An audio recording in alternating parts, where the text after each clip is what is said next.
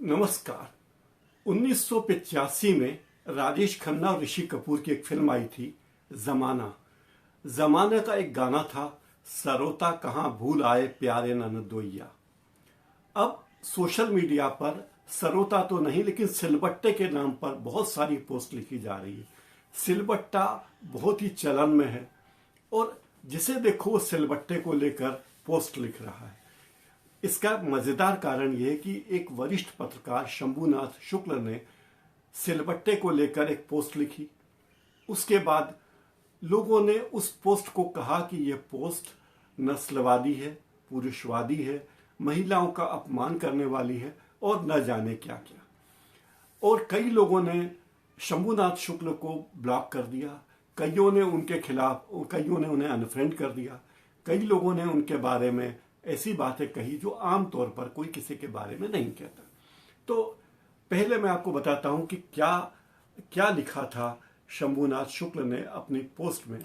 वो आप यहां भी देख सकते हैं, लेकिन उन्होंने लिखा था, शंभुनाथ शुक्ल लिख रहे हैं ये, अगर आप स्वस्थ रहने के इच्छुक हैं तो योगा या रस्सा कूदने की जरूरत नहीं है। स्वास्थ्य को बनाए रखने के लिए अच्छे पाक शास्त्री बनिए। घर में सिलबट्टा और दरतिया जरूर रखिए।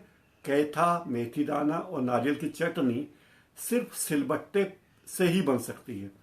औरतों ने जब से रसोई संभाली है, किचन के सुस्वादु भोजन का जायका बिगड़ गया है। मिक्सी के बजाय सिलबट्टे पर पिसी चटनी का जायका ही अलग होता है। और अगर दाल बाटनी हो तो उसके लिए भी सिलबट्टा जरूरी है। मेरे एक मित्र थे, स्वर्गीय दिलीप भटनागर। एक बार उन्होंने साकेत स्थित अपने आवास पर रात्रि भोजन को बुलाया। उनकी पत्नी, जो कि रामायण मर्मज्ञ लल्लन प्रसाद व्यास की बेटी थीं, ने भोजन कराया। भोजन बहुव्यंजन और बहुस्वादु था। कई तरह की सब्जियां, चटनियों के साथ दाल भरी रोटी परोसी गई। हर रोटी के लिए अलग दाल थी। खाना शुरू किया तो खाता ही गया। 1, 2, 3, 6, 7, 8 उनका मनुहार और स्वाद सब कुछ दिव्य था। उन्होंने दाल पीसने का रहस्य बताया कि सारी दालें सिलबट्टे पर ही पीसी गई हैं, मगर अब रसोई से सिलबट्टा ही गायब है। इसी तरह मसाले पीसने के लिए दरतिया रखिए। थोड़ा बहुत चना और जौ पीस सकते हैं। इन दोनों के इस्तेमाल से गठिया और वात की बीमारी नहीं लगेगी। शंभुनाथ शुक्ल की पोस्ट के जवाब में पत्रकार और लेखिका मनीषा पांडे ने एक पोस्ट लिखी।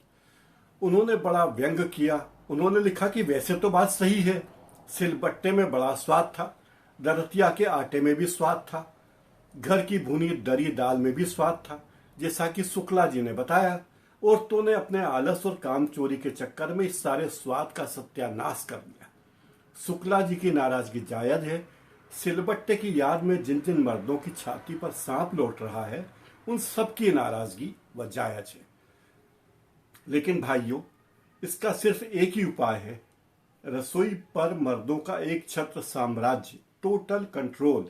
इन जाहिल कोहंकानी औरतों को रसोई से बाहर निकाल करो। इनके हाथों से रसोई का काम ही छीन लो। कब्जा कर लो, कब्जा। रसोई पर मर्दों का कब्जा। फिर सिलबट्टा, खल, लोढ़ा, दरतिया सब रखो, सब चकछो। तुम्हारी ही भुजाओं में है दम। हे मर्द, नर्क के द्वार पर पड़ी इस रसोई को पुराना गौरव तुम ही लौटा सकते हो। तुम्हारी ही भुजाओं में है दम। औरतों के द्वारे पर बैठकर कोआ हकाने दो। तुम 5 पसेरी आटा तो पीस दो जरा। अब ये 5 पसेरी आटा पीसने का मतलब क्या होता है, ये आप जानते ही हैं।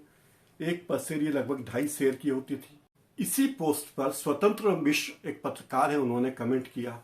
शंभुनाथ मिश्र ने एक पोस्ट लिखी और उसमें लिखा कि औरतों ने किचन के सुस्वादु भोजन का जायका बिगाड़ दिया है। उन्होंने लिखा कि औरतों ने जब से किचन का काम संभाला है, तब से रसोई का स्वाद बिगड़ गया। उन्होंने सिलबट्टे की महिमा गाते हुए कहा कि अब मिक्सी में चटनी पीसी जा रही है। इस पर नूतन यादव ने प्रतिक्रिया स्वरूप एक पोस्ट लिखी और शंभुनाथ मिश्र की पोस्ट को स्त्री विरोधी बताया। शंभुनाथ मिश्र शुक्ल की पोस्ट थी ही स्त्री विरोधी।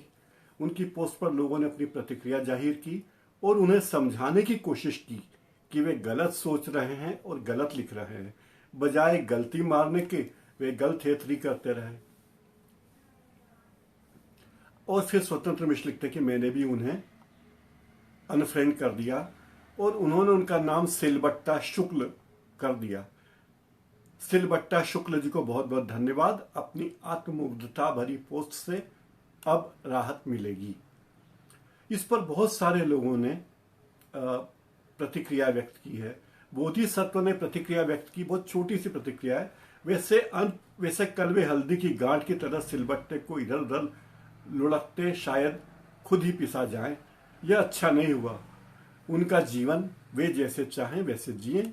लक्ष्मी शर्मा लेखिका हैं, प्रोफेसर लक्ष्मी शर्मा। उन्होंने लिखा कि सिलबट्टे को लेकर जो बहस छिड़ी है, स्त्रियों ने इस पारंपरिक उपकरण को त्याग कर रसोई और भोजन के स्वाद को बर्बाद कर दिया, ऐसा कहा जा रहा है। सहमत हूं, हमने सिलबट्टा ही क्यों, चूल्हा, चाक, चक्की, थापी, ओखली सब छोड़ दी है, क्योंकि हमें दुनिया को बताना था कि हिंदुस्तान केवल बाजीगरों, जादूगरों, सपेरों और मदारियों का देश भर नहीं है। हमारी कौम शिक्षित है, यहाँ की स्त्रियां भी उच्च शिक्षित हैं। हास्य व्यंग्य के कवि सुभाष कावरा ने भी इस पर एक पोस्ट लिखी। उन्होंने सिलबट्टे की एक तस्वीर डाल दी और लिखा, कुछ सखा सहेलियों ने फेसबुक पर सिलबट्टे का इतना आतंक मचा रखा है कि अब बचे खुचे सप्ताह को सिलबट्टा सप्ताह घोषित कर देना चाहिए। बड़ी ही दिलचस्प पोस्ट उन्होंने लिखी है। कनुप्रिया गुप्ता ने लिखा है, चाहती थी कि इस पर ना ही लिखूं, फालतू बात है, पर मेरा एक सुझाव है कि देश में बेरोजगारी बहुत है और अब ये नया रोजगार करो, कोई सिलबट्टा पिसाई केंद्र बनाए और आप अपना कच्चा माल ले जाओ और वहीं जाकर सिलबट्टे पर पिसवा लाओ। स्वाद का स्वाद और रोजगार का रोजगार।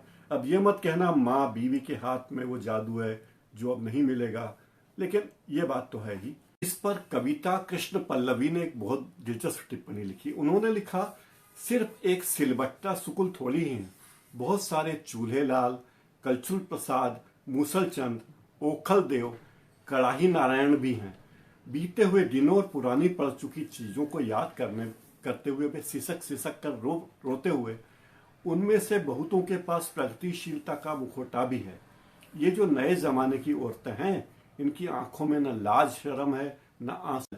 आहा, वे भी क्या दिन थे जब ऐसी दिल को छूने वाली कविताएं पढ़ी गुनगुनाई जाती थी। अबला जीवन हाय तुम्हारी यही कहानी, आंचल में है दूध और आंखों में पानी। प्रतीक्षा पांडे ने लिखी है, मैंने देखा किस तरह औरतें चुटकुलों में पतियों को बेलन से मारने दौड़ती हैं। ये चुटकुले जरूर पुरुषों ने लिखे होंगे, स्त्रियां लिखती तो जरूर सिलबट्टे को ही हथियार बनाती। प्रियंका दुबे ने लिखा है कि यह सिलबट्टा नहीं कीचड़ विमर्श है। पूरी योजना ही एक तरह से बकवास में उलझाकर समय बर्बाद करवाने वाली है। मोहल्ले के गासिप अंकल से वैसे ही डेविड फॉस्टनर, वालेस या मुक्तिबोध पर विमर्श की उम्मीद नहीं की जा सकती। लड़कियों को सिर्फ अपने पढ़ने लिखने और अपने जीवन को जिस तरह से वो चाहें उसे संवारने में ध्यान देना चाहिए। हर एक लम्हा कीमती है, हर पढ़ी गई पंक्ति और जी गई शाम महत्वपूर्ण है। प्रकाश के रे ने लिखा कि जिस तरह आपकी रसोई में जगह है तो सिलबट्टा रखना चाहिए। आजकल तो हल्के और छोटे आकार के भी उपलब्ध हैं। मसाला कूटने के लिए छोटे ओखल मुसल भी रखना चाहिए। ये वस्तुएं आप बेहद सस्ती दरों पर अमेज़न से भी मंगवा सकते हैं। स्वाद बढ़ाएं, बढ़िया मसाला व चटनी का स्वाद उठाएं। रागिनी यादव ने लिखा है कि आजकल सोशल मीडिया पर पुरुषों द्वारा सिलबट्टे की बहुत भसड़ मची हुई है। सिलबट्टा बनाम मिक्सी। सिलबट्टे की चटनी मसाले वाकई स्वादिष्ट होते हैं, पर जब सिलबट्टे विशेष को महिला या महिला कार्य से जोड़ दिया जाता है तब तो आज के परिप्रेक्ष्य में यह विचार बेईमानी ही नहीं घातक भी लगती है। सब्जी को संस्कारित रूप से तैयार करने की दिशा में मानव की पहली खोज रही सल्ला लोढ़ी यानी सिलबट्टा। शिला सिलोट, सिलवाटू, सिलवाटू, सिलौटा, सिलौटी, सिला लोढ़ी या सिलबट्टा। अब जब इतना कुछ हुआ तो जाने माने यूट्यूबर हर्षवर्धन त्रिपाठी कैसे चुप रहते। उन्होंने भी एक तस्वीर शेयर की और लिखा कि सिलबट्टा विमर्श के बीच हम बता दें कि हम गेहूं भी पीसे हैं। अब यह मत पूछने लगेगा कि कब पीसे हैं। तो हर्षवर्धन त्रिपाठी ने भी इस पर टिप्पणी करने में कौतूहल जताया। डॉक्टर विनीत कुमार जो मीडिया के जानकार हैं, उन्होंने एक बड़ी दिलचस्प पोस्ट लिखी। उन्होंने लिखा, सुनो सिलबट्टे वाली चटनी तैयार है। आवश्यक सामग्री व तामझाम: मजबूत सिल 1, लोढ़ा 1, धारदार चाकू 1, कटोरी 2, छोंक लगाने वाली कलछी, बर्नर विथ फ्लेम, कच्चा आम, लहसुन, पुदीना, हरी मिर्च, लाल मिर्च, पीला सरसों, लाल सरसों, नमक।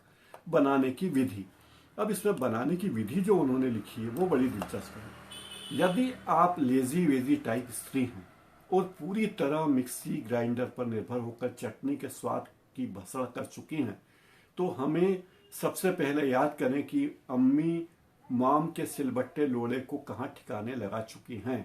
याद आने पर निकालें, पहले खूब अच्छे पानी से धोएं, साफ करें। पुरुष हैं तो पहले विचार करें कि रसोई घर में तकनीक के आने से पितृसत्ता की जड़ें कैसे कमजोर हुई हैं और ऐसा होना क्यों जरूरी है। चाहे तो फला फला किताब जरूर पढ़ लें। आप माइक्रोवेव ओवन और मिक्सी ग्राइंडर के हवाले से बात को समझने के बजाय एकदम प्रेशर कुकर से समझना चाहते हो तो भूमिका को ठीक से पढ़ें। भारतीय संदर्भ में समझना चाहते हो तो रसोई, पाक कला, बनाने की विधि और खाद्य सामग्री के बहाने स्त्रियों की यौनिकता, सेक्सुअलिटी को कैसे नियंत्रित करने का काम किया जा रहा है, जो कभी पाक रस चंद्रिका के कुछ पन्ने भी पलट लें। और फिर उन्होंने काफी विस्तृत व्याख्या लिखी है चटनी बनाने की विधि से लेकर तमाम विधियां। लेकिन एक बात जरूर है कि शंभुनाथ मिश्र ने जो पोस्ट लिखी है इसे लेकर लोगों ने उन्हें अनुप्रेरित तो किया ही है। कई लोगों ने लिखा कि ये स्त्री विरोधी सोच है और इस सोच की हम मुखालिफत करते हैं और इस तरह की सोच को बढ़ावा कतई नहीं दिया जाना चाहिए। और भी बहुत सारी पोस्ट हैं, लेकिन मैं कुछ ही पोस्ट का जिक्र कर पाया हूं। और मेरा ये इस वीडियो बनाने का उद्देश्य कोई बहुत स्त्री विरोधी होना या पुरुष विरोधी होना या शंभुनाथ शुक्ल विरोधी होना नहीं है। मैं केवल ये बताना चाहता हूं कि हमारे समाज में चर्चा के प्रतिमान क्या क्या होते हैं, क्या क्या होने लगे हैं।